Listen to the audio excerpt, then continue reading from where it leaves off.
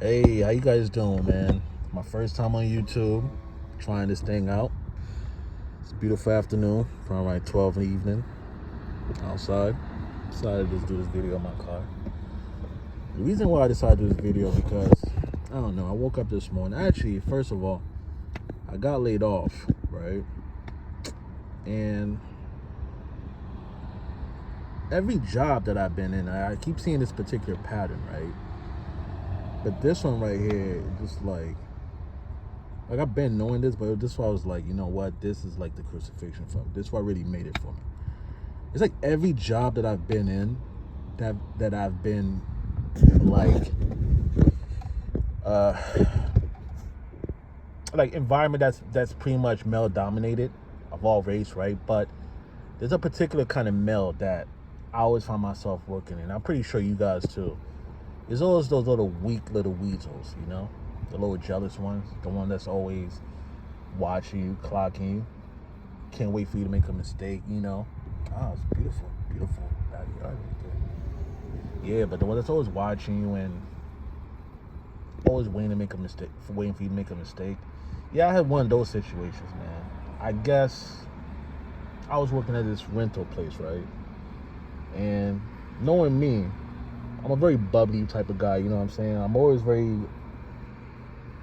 not bubbly like friendly way, but just bubbly like just enjoying me in my own world and stuff like that. Like not really caring too much what's going outside.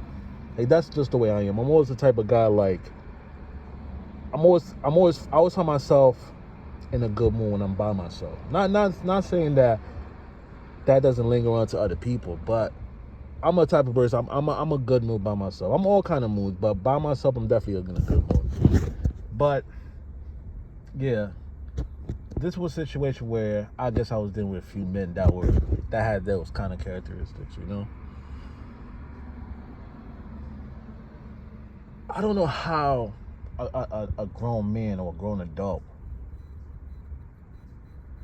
would let anything outside his own little bubble let him affect him in any kind of way, you know? Like, when I was working there, I was, like I said, I'm a very bubbly person, and I was in the sales department, right?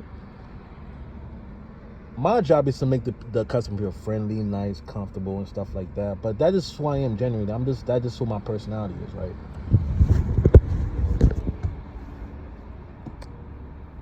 Every customer that comes in, you know, I greet them, and we always find ourselves laughing, having a deep conversation. And for some reason, that used to always bother my coworkers. Not saying that they don't have the ability to do the same thing, but for some reason, I bothered them, you know? And I knew I bothered them because every little thing seemed to upset them whenever I'm around. Like, they used to always get upset when I'm around. But it was like subtle upset, like ones that you couldn't really tell. Yeah, I used to peep it, but I never even paid no mind. I'm like, I really don't care. I come here to do the job and things like that. Little did I know, I should have paid attention to that even more, you know? I'm guessing me being around, me being who I am, joyful guy, things like that, interacting with the customers, and I guess customers seem like me more than them. That's a conclusion I get because when I was first coming in there, certain particular customers used to always go to certain people, and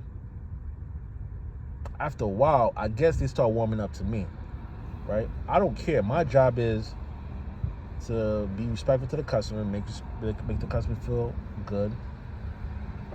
But I make customer feel good about the sale, right? And just feel good about just being in the place. And some people, I guess, have the ability to do that, and I guess I'm one of them. But that was the first time, I guess, in this situation, I had to actually study myself. Like, is me being me make people feel so uncomfortable that they're gonna have to lie and try to do these little micro bullshit to try to like rise me up? And that was one of the cases. These guys were just like, mind you, these guys are all guys from all race, but these guys, they were just a particular group kind of men. I mean, they were just into their fucking feelings. I'm the type of guy, like, if I'm in my feelings or some shit like that, like, the things that would get me in my feelings, honestly, is just weasels. Like, weasels always get to me, yo. I just hate fucking weasels. No one likes weasels, you know? Like, I think Weasel's worse than a snake. It may sound like they actions similar, but Weasel's worse than a snake to me. But these guys were just trying to set me up with the little micro traps. Like I wasn't gonna see it. Like I haven't seen other people go through the same scenario before. They tried, but they couldn't do it. So one day, right, I decided to rent from the place where I was working out, right? I'm not gonna mention the place. I decided to rent from the place that I was working out, right? Actually, I'm gonna mention. I don't really care. Hertz. Yeah. So I was working at the place. One day I was working. One day I decided to rent a car from there, right? Mind you, I rented the car from the place that I work. You know, it's in a computer. It said I have it. This, that, and the third. They was even jealous of that. Like they couldn't even fucking rent the car. They were jealous of me renting a car where we work at, dude. If that's not some weird shit, I don't know what the fuck it is. That bothered them so much. You know what they did, man? One day I came to work. I had to do a delivery, right? I wouldn't even say dead, because like I say, I wasn't there to really say they did it. But just knowing how they are and slightly know how they move, I know they have something to do with it. But anyways, I just came back from making a delivery, right? I had to bring a car to go do oil change, things like that, and came back. When I came back, on my window shield was cracked. Mind you, where I was at, there was no trees where things could fall on it. This car was parked in one particular spot. Now I know how they had something to do with it. Because when I came back into this particular place, because I missed one thing. I actually went to another place because I was dealing with so much bullshit. I actually went to another place to work at. Same company, but just another area, right? They usually bring cars to deliver to us. Say if we need cars, we don't have any, and they have quite a few, they bring us the extra, right? When I saw that on my window shield, right? So I went in, I asked, hey, I didn't tell the person I was working, hey, this, that, third happened in my car. I asked, hey, did they bring the cars that we asked for? Or did they bring them? Or we still waiting? No, they been brought it. Really? Oh, so they left already? Yeah, they left already. Oh, okay. Around what time did they leave? Gave me the time. I was like, okay. I suspect these guys to do some shit like that. You know how I know they'll do some shit like that? Because one customer, right? One couple customers left me and one of the guys I was working, right? The one that always be in his feelings and shit, right? $10, right? And very nice couple. They always bring us food, right? But this guy right here, right? The one that started working, right? He was working where I was at now. You know, the branch that I migrated to. We needed a extra person. You know, I guess he didn't want to come. They picked him. He had no choice. Like I said, I was working with him when the couples came, brought us the stuff. They left us $10. Mind you,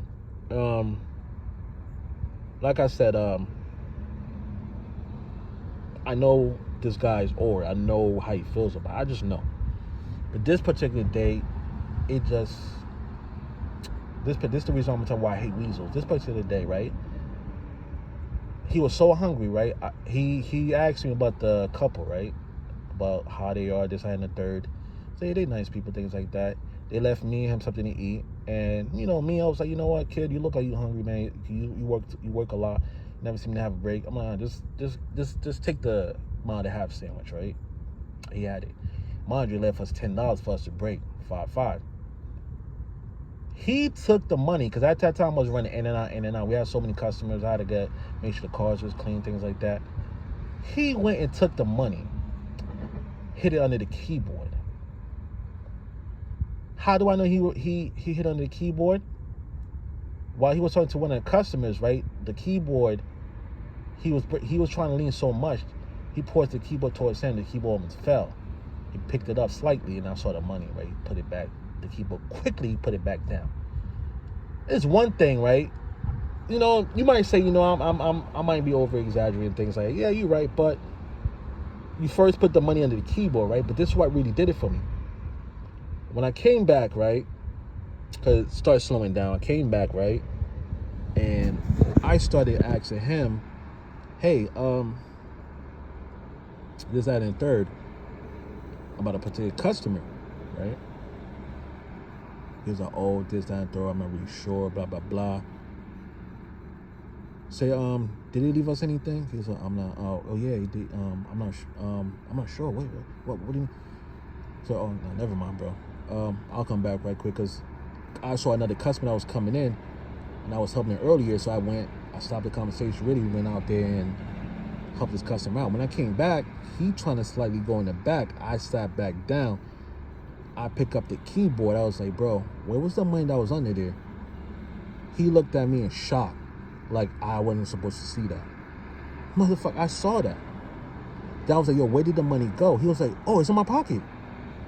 Okay, it's one thing to be in your pocket, right? But it wasn't your wallet pocket. We had a little argument. I was like, you know what, bro? I'm cool on you. I'm good. Left that job early before I really spazzed out. Because for $10, bro, imagine what would you do for me for 20 or get me done for 20,000. So I was like, you know what? Cool, man. Blah, blah, blah. Never want to work with this kid again. And I know it was this kid that did that shit. Him and this other guy. And they both started feeling some type of way. And the reason why I say that, because he started cursing this kid as if he was his father or some shit. Like, he liked the kid so much, and he almost treated this kid like he was his son. But this guy was an old fool, dude. Like, we have old fools at an old age, dude. We have fools in young age and old age. He was just a fool. He was just old school foolish, dude. Just the way he talked. And I'm not talking about the way he talked, but I'm talking about the conversation we be having. And things I'll be throwing out there and thinking he'll probably know. He's older than me, things like that. I'm pretty sure people don't know everything, I understand, but the thing that was the most simplest thing that a child knows, he was just some foolish shit. But yeah, after all these situations took place, man, I was like, yo, what the fuck? And these people dislike me so much. Even the managers dislike me so much. I was like, yo, I'm in a setting where I feel like I'm trapped right now, and I don't feel like I'm trapped. Me personally, I just want to come in, do my job, and leave. I have a personality that equates to being sales, right? I just have that kind of personality, right? Not too many people have it, but I guess me being in sales, I believe in this. You selling yourself. You gotta be you. You know, I want you to understand me this way. I want to understand you for this moment, right? I just being me. And just being me is in that scenario right there was a threat to them. Like, motherfucker, we both wake up the same day to be ourselves. But like, I'm not trying to be nobody different. Like, I don't care to be you. I don't care you to be me. But then I'll start seeing a little micro change, right? When he start mimicking certain things I do, certain things I say to the customer, certain conversation I say, which is a good thing. But when you start continue to keep using the same, using a method that's not even a method at all, it just me being me, but you trying to make it like it's your own formula. There's no formula with me. That's why it will never work. But for them, they know it will never work for them. No matter how many, it may work for one or two, but you know the rest, no, you ain't shit. Because most of the customers start realizing, hey, this kid right here he's a genuine kid. Why? Because after interaction, right, because you got to touch certain key things. And a lot of people like to touch things. I always make sure they have hand sanitizer, make sure their hands is clean, make sure the car smells nice, make sure they go. That's just the way I am genuinely. But for some people, that bothers them. And it's not like I'm doing anything wrong. I'm not trying to hurt you, steal from me, all that. I'm just being genuinely me. But for some reason, that bothers them. And I realize this is a pattern everywhere I go when I work in a setting full of men. When I work with women, I don't have this issue.